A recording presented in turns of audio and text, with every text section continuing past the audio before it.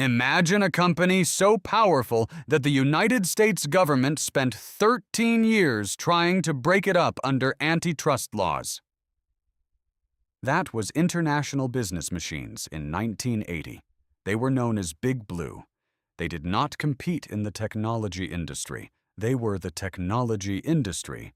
Welcome to Plain Tech. Today we are tearing apart the contract, the egos, and the software that built Microsoft over the grave of IBM hubris.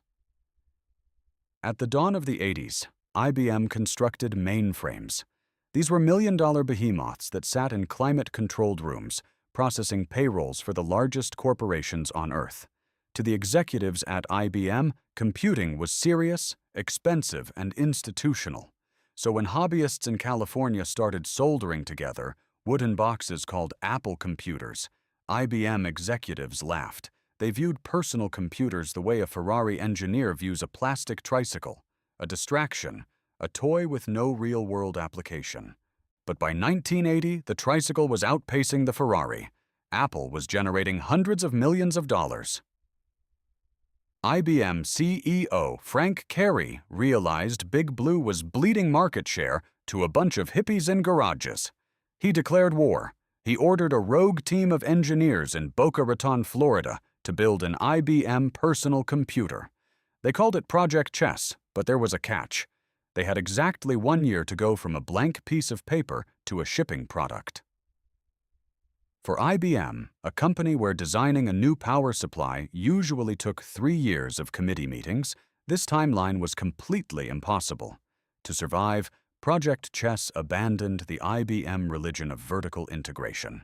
Instead of building their own proprietary hardware, they bought off-the-shelf parts. They bought the 8088 microprocessor directly from Intel. They outsourced the monitor. They outsourced the printer.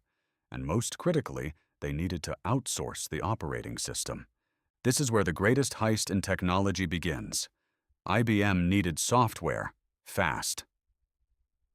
They initially approached Digital Research to license an operating system called CPM, but the negotiations turned into a legal nightmare. Frustrated and running out of time, IBM executives flew to Seattle to meet with a tiny 30-person company called Microsoft. They were there to meet a 24-year-old Bill Gates. IBM suits walked into the Microsoft office and demanded Gates sign a massive non-disclosure agreement before they would even tell him why they were there. Gates signed it immediately. IBM told Gates they were building a secret personal computer and needed an operating system. Gates looked the biggest executives on Earth in the eye and promised he could deliver it. He completely lied. Before we dig into the ruthless $50,000 move Gates made next, hit that subscribe button, drop a like, and share this video. You absolutely need to see how this bleeds out. The Big Blue delegation accepted the bluff and flew back to New York. Bill Gates now had to find the OS he promised. He remembered a programmer named Tim Paterson, who worked for a local company called Seattle Computer Products. Patterson had written a clunky, unfinished system called QDOS, the Quick and Dirty Operating System. Gates didn't tell Paterson why he needed it. He just offered $50,000 for all the rights to the software. To Patterson, a coder in a dingy garage, this was a wealth he had never imagined. He accepted the cash and handed over the 5.25-inch floppy disk that contained the source code. He did not realize he wasn't just selling a software. He was selling the key that would lock IBM out of the personal computing empire. Gates rushed the disk back to Albuquerque. They polished it, bug-tested it, and renamed it MS-DOS. They had a product. Now they needed the contract. Gates flew to IBM headquarters in Armonk, New York. Air walked into the most powerful boardroom in America. The IBM executives had never even written an operating system and failed the NDA phase with Gary Kildall at Digital Research. They viewed software as a low-margin service, not the soul of the machine. So, Gates told them he would give them MS-DOS for a low fee of $45,000. But he demanded one single concession. Microsoft retained all intellectual property rights. IBM executives smoked their cigars, chuckled at this low price and signed. They had vertical integration mentality. They owned the mainframes, but they didn't understand software ecosystems. Gates owned the copyright. If IBM built the PC but only Microsoft's OS could run the software, Gates owned the standard. They just didn't know they built the horse for the Trojan to ride in. In August 1981, the IBM PC 1550 was unveiled. It was an instant sensation. The IBM name validated the entire personal computing industry. Corporate America, which never would have trusted a garage-built machine from Steve Jobs, immediately trusted IBM. They ordered them by the thousands. But this is where the IBM architecture became its own weapon.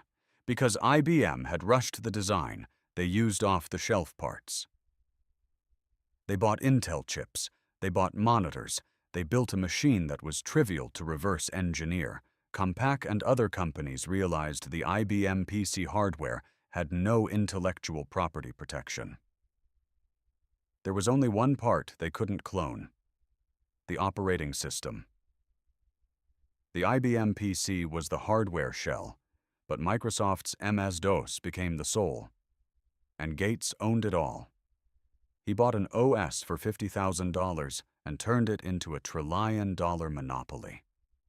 Drop a like, share this incredible strategy, and subscribe to Plain Tech. The year was 1982. The IBM personal computer was an unprecedented commercial triumph. Executives in Armonk congratulated themselves. They believed they had successfully conquered the microcomputer market just as they had dominated mainframes for decades. But they were completely blind to the fatal flaw in their own architecture. Because Project Chess was built using commercially available off-the-shelf components, anyone with enough capital could replicate the hardware. The silicon was not proprietary, the motherboard was not proprietary, the only component protected by copyright was the basic input-output system, known as the BIOS. 3 senior engineers left Texas Instruments, sat down in a Houston diner, and sketched a portable computer on the back of a paper placemat. Their goal was audacious. They wanted to build a machine that was 100% compatible with IBM software, but they had to do it without stealing IBM's copyrighted BIOS. They employed a brilliant, ruthless legal strategy called clean room reverse engineering. One team of engineers examined the IBM BIOS and wrote down exactly what it did. A completely separate team of engineers who had never seen the original IBM code read those functional descriptions and wrote a brand new BIOS from scratch. It was legally bulletproof. Suddenly, compact, cheaper, and more innovative machines flooded the market. The Clone Wars had begun, but every single one of these new machines shared one critical dependency. They all needed an operating system. And because Bill Gates had retained the right to license MS-DOS to anyone, every hardware manufacturer on the planet had to pay a toll to Microsoft. IBM had opened the gates, and the clones marched right through, carrying Microsoft to unimaginable wealth.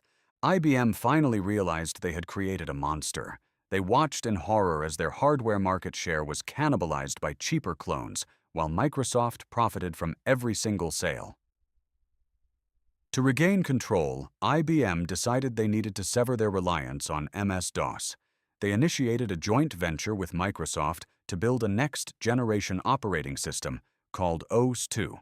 The plan was deceptive. IBM intended to use OS/2 to lock customers back into proprietary IBM hardware called the Personal System 2. But working with IBM on software was an absolute nightmare. The corporate cultures clashed violently.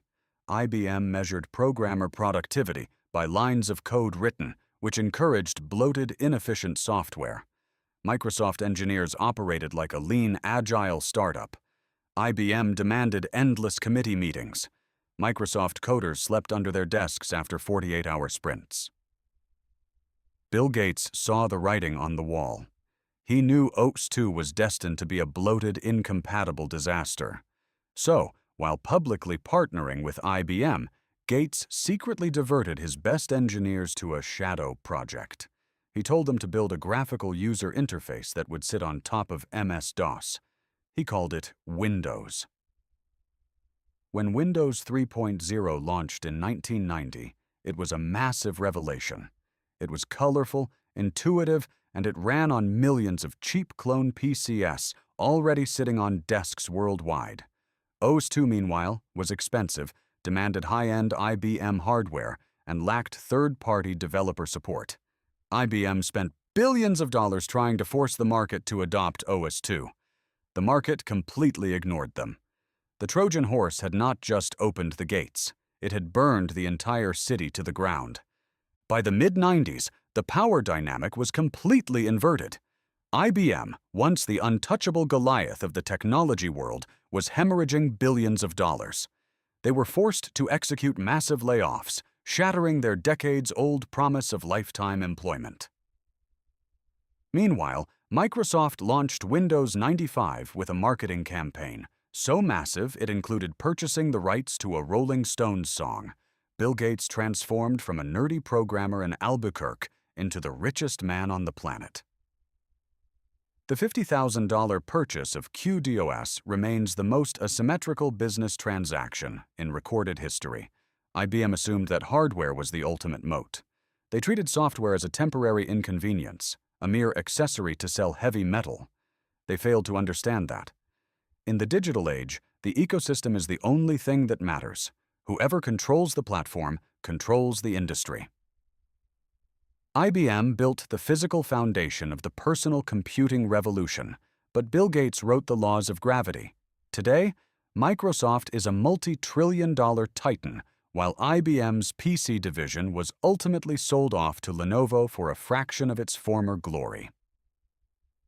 If you want to understand the ruthless strategies that dictate the technology you use every single day, you know exactly what to do.